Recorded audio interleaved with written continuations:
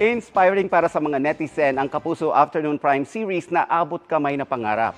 Ang ilang naabot na ang kanilang mga pangarap, ginaya ang iconic gesture ng serye. Yan ang Papa-Good Vibes si Jonathan Andal.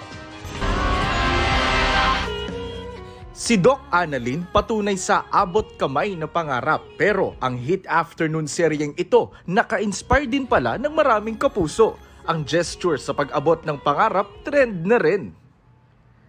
Dreams do come true sa kahit anong larangan, mapa-waiter, host, security guard o seaman.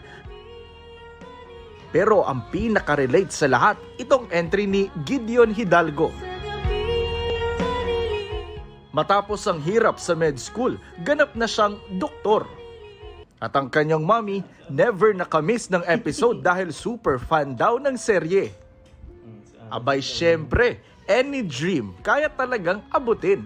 Makabili lang ng bagong ref o ang abot kamay na kampay. Para sa GMA Integrated News, Jonathan Andal, nakatutok, 24 oras.